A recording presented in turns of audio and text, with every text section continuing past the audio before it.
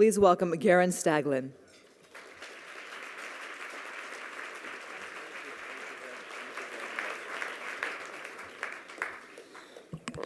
Thank you, Christine.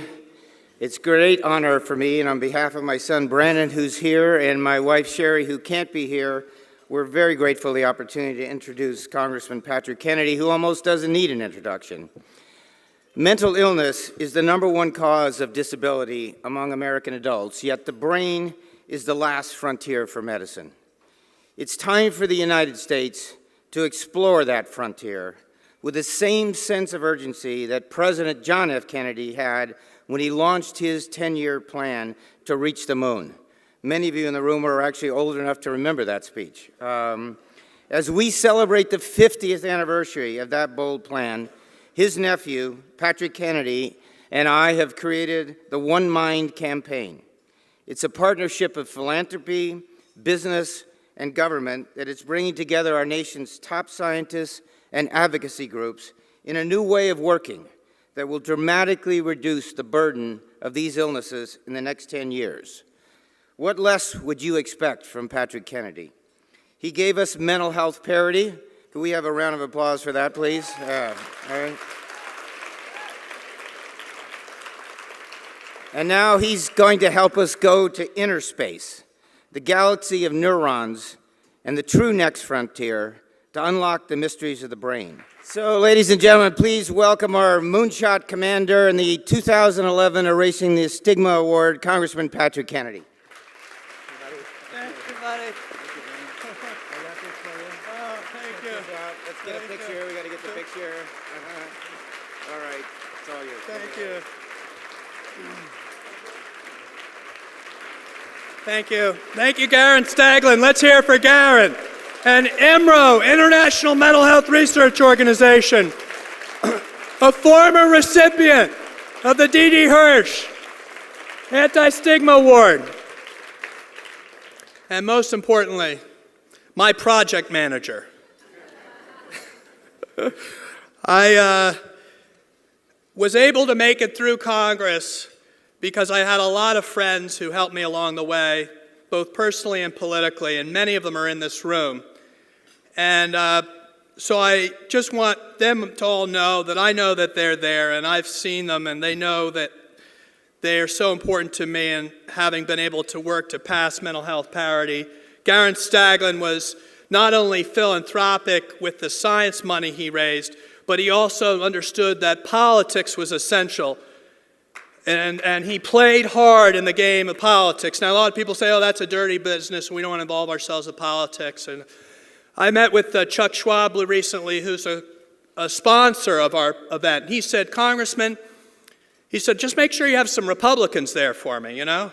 I said, Chuck, the only thing we're partisan for is partisan for research for the brain, because it makes no distinction between Democrats and Republicans. And that's why we got the support of our colleagues in Congress when it passed the Mental Health Parity and Addiction Equity Act of 2008. And people can criticize the 2010 Healthcare Affordability Act, but everyone in this room who cares about this issue should know that that closed all the loopholes that existed in the 2008 Mental Health Parity and Addiction Equity Act. The only thing that's going to keep that bill from ensuring that all of our loved ones get mental health treatment when they need it, just as good as they would get if they broke their arm, or if they had diabetes, or if they had cancer. The only thing that's going to keep that from being implemented is our lack of initiative to implement what that law calls for, and that is the weight of law and regulation to ensure that insurance companies can no longer discriminate against people with mental illnesses just because the illness that they face is an illness in the brain.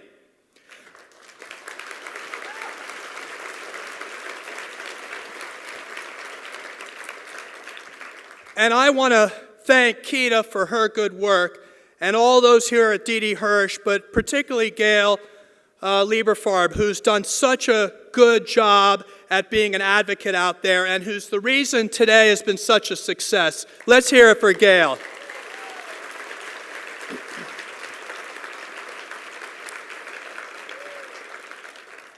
Obviously, Didi Hirsch's daughter, Nancy Rubin. Nancy and Miles Rubin have been longtime friends of my family's, and great friends of my father's.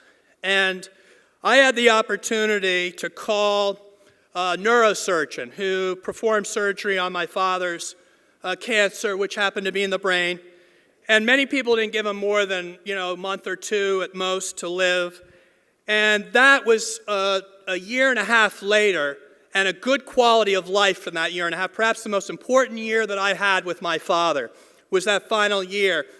And on the anniversary of his passing, I called Alan Friedman, who was the neurosurgeon who performed that surgery. And I said to him, people might be calling you today saying, what do you think? Because you did the surgery on Senator Kennedy and all the rest. I just want to call you and thank you.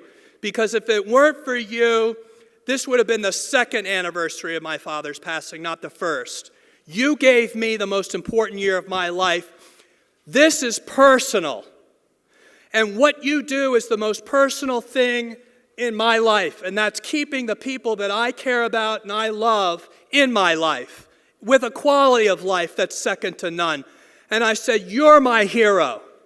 And furthermore, you're going to be the hero that opens up the doors that allows all of our veterans in this country, our wounded warriors, from the signature wound of the war, traumatic brain injury and PTSD, to finally come home in full. Because they may have come home, many of them in body, but not all of them in mind as well. And the only people that are going to help give them the way out are the people who are going to open up the science and illuminate our understanding of what the afflictions of this brain injury are and how our first responders, our American heroes, can ultimately live quality of life after they've been there for all of us to protect us and serve and be prepared to put their own lives on the line. This country deserves to be right there for all those soldiers who are there for us. And they were there for us. Make no mistake about it. It's our turn now to be there for our soldiers. We have an opportunity to get behind and go in there and kick down those doors just like they did overseas and open up the discoveries that these neuroscientists are doing at UCLA, at the UC system here in California, at great universities all across America. But what do they need now?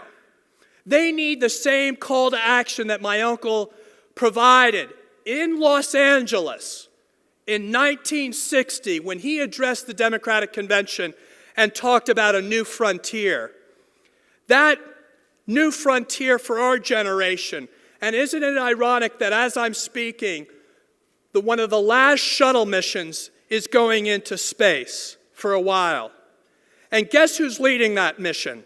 Mark Kelly. He spent his life studying to be an astronaut. But do you know the thing that's going to be the most important thing to Mark Kelly in his life? Is the astronaut of inner space who's going to help bring relief to my colleague, Gabby Giffords, who is struggling every day to recuperate after a traumatic brain injury.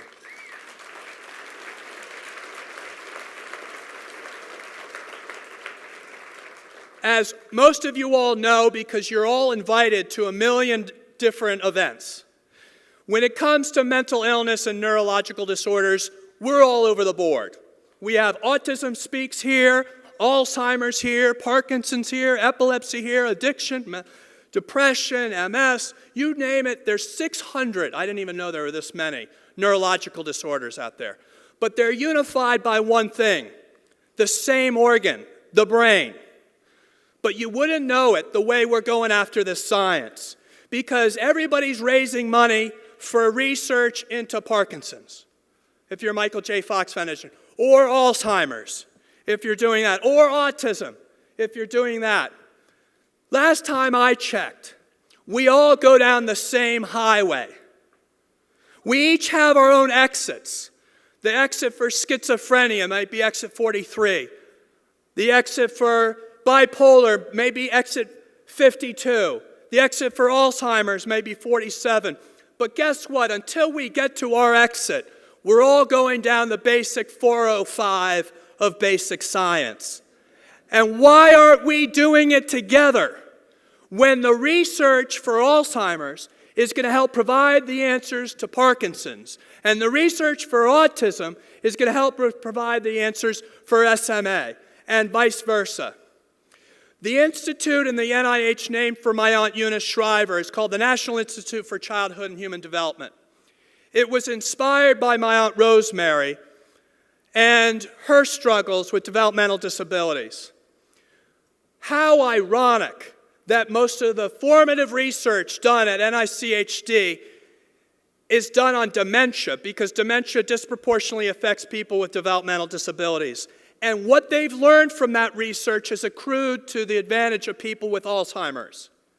Who would have thought that those beautiful children that you go and cheer on at a Special Olympics event are going to hold the key to your parents not getting Alzheimer's?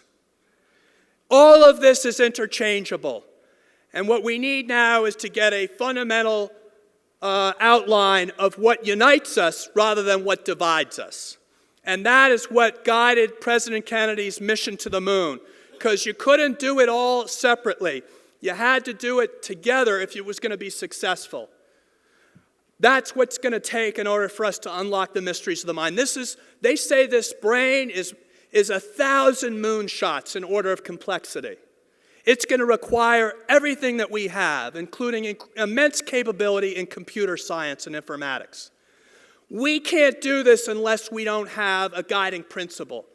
And I think the Sputnik for this moonshot are our veterans and our soldiers whose suicide rate today makes suicide the biggest enemy we have as a nation. It isn't Al-Qaeda. It isn't Taliban. The thing that's taking more of our soldiers' lives is suicide. And why aren't we marshaling all of our nation's energy and effort to defeat that enemy the same way we're going after the Taliban and the Al-Qaeda?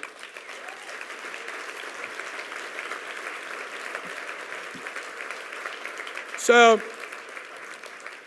as you can tell, I've been out of Congress 5 months. And you know what? I haven't had a chance to get to a microphone in all that time. So I thought I'd get up here and talk and talk and talk and talk like I used to talk when I was a congressman. Let me just conclude by first honoring all of my fellow honorees and thanking them for their great advocacy and example. But I think that everyone in this room is a hero of mine, because there aren't as many people behind this issue as there needs to be, given the burden of illness and the fact that it affects every family. And that's because of stigma. My uncle also gave another great speech, first president to address the issue of civil rights as a moral issue. And he said, who amongst us would trade the color of their skin and be content with the counsels of patience and delay? To a whole group of Americans who never thought their fight was the fight for African Americans because of the color of their skin.